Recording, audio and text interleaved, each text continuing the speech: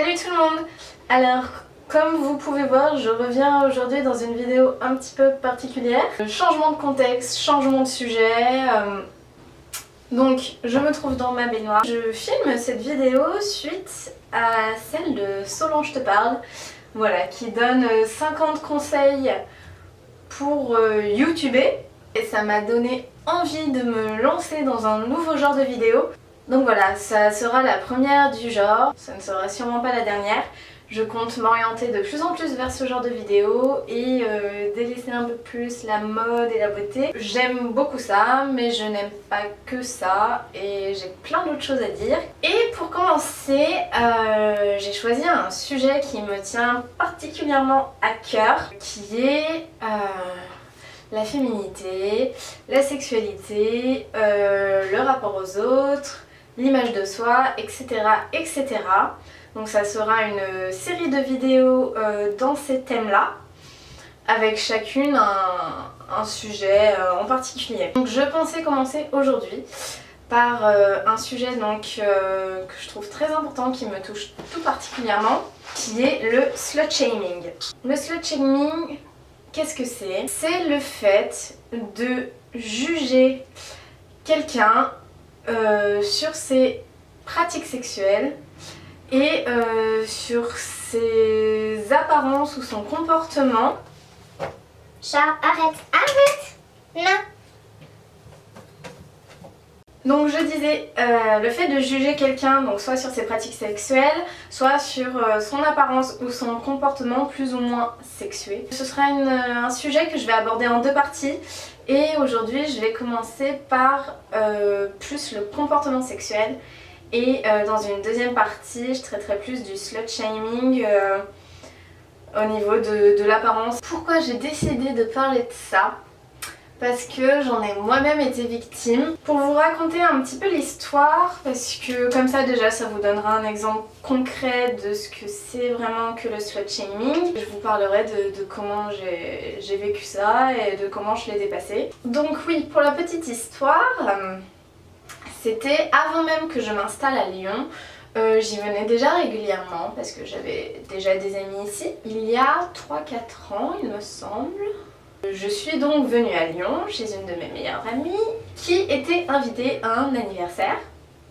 Et vu qu'elle m'hébergeait, elle m'a fait inviter à l'anniversaire où je ne connaissais absolument personne, ou tout du moins, voilà, j'avais éventuellement entendu parler de telle ou telle personne, mais j'avais jamais eu l'occasion de discuter avec ces gens-là. Je me rends à cet anniversaire et je finis la soirée avec un garçon. Chose qui arrive, je pense, en soirée, de finir avec un garçon, de repartir avec un garçon, chez un garçon.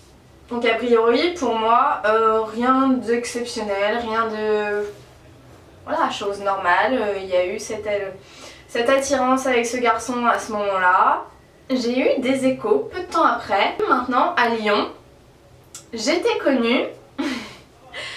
Donc j'étais connue, car avant je n'étais pas connue à Lyon, j'étais connue maintenant, non pas comme Solène, mais comme la fille qui avait couché avec, voilà, je ne citerai pas son nom, mais voilà, des gens qui ne me connaissaient ni d'Ève, ni d'Adam, qui ne m'avaient jamais croisée, jamais parlé, qui m'avaient peut-être entreaperçu sur Facebook ou j'en sais rien, mais qui avaient des amis en commun ou qui étaient amis avec des gens qui étaient là ce soir-là, qui avaient vu la chose évoluer et voilà, se faire, avaient eu des échos de ce qui s'était passé et m'avaient jugé à partir de ce seul fait, de ce seul événement, et m'avaient défini seulement à partir de ça. Je n'étais même plus une personne en soi. Et oui, mon chat.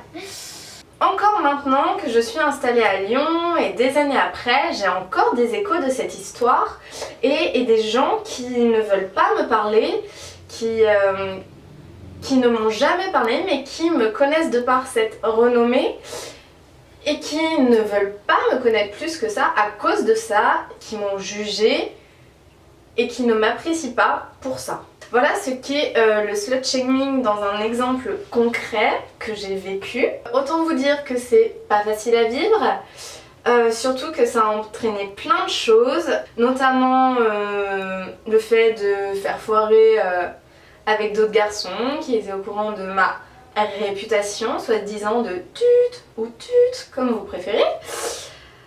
Et même de faire foirer des plans job. Notamment un mec qui était intéressé par ma candidature, qui voulait m'embaucher et tout ça, est finalement tombé sur cette histoire et m'a dit non à cause de ça. Donc les gens qui ont colporté ce fait et qui m'ont jugé et qui ont construit cette réputation de toute pièce à partir d'un seul événement m'ont pourri la vie concrètement pendant plusieurs années. Je ne leur en veux absolument pas, ces gens me font plus pitié qu'ils m'énervent. C'est des gens qui n'ont, il faut se dire si ça vous arrive, que ce sont des gens qui n'ont rien d'autre à faire de leur vie que de colporter ce genre d'histoire. Ça les occupe, ça les amuse, leur vie à eux n'est pas assez remplie et absolument pas palpitante, donc du coup ils compensent avec celle des autres. Et au fond ce sont des gens qui vous jalousent, qui sont frustrés. Les filles qui m'ont craché à la figure à cette période là, pour la plupart, je ne globalise pas, étaient sûrement des filles qui auraient voulu être à ma place. Voilà, alors que une fois de plus, il n'y a rien d'exceptionnel à finir en soirée avec un garçon, quel qu'il soit. Donc c'est là où je voulais en venir avec ma petite histoire. Chacun fait ce qu'il veut. Voilà, ce n'est pas parce que vous collectionnez les aventures, les amants, entre guillemets, les plans, les garçons, que vous êtes une tute ou une tute. Ce n'est pas parce que vous acceptez telle ou telle pratique sexuelle que vous devez être jugé comme une personne malsaine. Parce qu'en fait, c'est ça que ça signifie quand on vous traite. Voilà, je pense qu'il faut voir plus loin que ça. D'ailleurs, quand c'est un mec qui pécho à tout va, qui collectionne les nanas, c'est un don Juan. C'est le héros de sa bande de potes, voire le héros de la ville. Alors que quand c'est une fille, elle passe tout de suite pour la tute de service. Pourquoi ? C'est la question que je me pose et c'est la chose que j'aimerais faire évoluer. C'est pour ça que je vous en parle aujourd'hui. Que vous soyez fille ou garçon, si vous êtes fille, ne vous freinez pas. Ne freinez pas vos envies, ne ratez pas des occasions ou quoi, parce que vous avez peur d'être jugé, parce que vous avez peur du regard des autres, parce que vous avez peur des rumeurs. J'ai envie de vous dire, on s'en fiche. Oui, sur le coup, voilà, c'est pas drôle à vivre. C'est pas en se réfrénant qu'on va faire évoluer les mentalités, au contraire. Et ce sera qu'un mauvais moment à passer si jamais il y a des répercussions par la suite, parce que c'est pas systématique. Et si c'est le cas, vous apprendrez à passer outre, à vous en fiche. Voilà, moi maintenant ça ne m'atteint absolument plus, même si j'ai encore des échos des années après. Ça me passe bien au-dessus. Il ne faut pas se priver, en fait. Voilà, tout simplement. J'ai envie de vous dire, si ce soir vous tombez sur ce garçon qui vous plaît, qui vous attire, que lui aussi, pourquoi pas ? Pourquoi pas? Alors certains penseront que oui, je suis effectivement peut-être une tute ou une tute parce que j'ai ce discours, mais non. Enfin, c'est pas parce qu'on a des envies que parfois il y a attirance ou quoi que ce soit ou que, comme je disais plus tôt, on accepte telle ou telle pratique sexuelle. Et ce n'est pas parce qu'une fille accepte par exemple l'éjaculation faciale que c'est une tute. Non. Si elle fait ça avec un garçon qui la respecte, voilà, qu'ils sont tous les deux d'accord, et d'ailleurs si elle n'est pas d'accord ça s'appelle une agression sexuelle, hein, n'est-ce pas? J'ai envie de vous dire, dans l'intimité, chacun fait bien ce qu'il veut et n'a pas à être jugé là-dessus. C'est un principe de base, c'est un fondement fondamental. Voilà, pour moi c'est évident. c'est inclus dans le mot intimité. Voilà, ce qui est intime n'a pas à être jugé par les gens extérieurs. C'est le principe même de l'intimité. Et la sexualité, c'est intime. Même si il se trouve que parfois votre intimité est révélée, que ce soit par des rumeurs ou... Voilà, c'est pas une raison pour vous juger là-dessus. Tout simplement.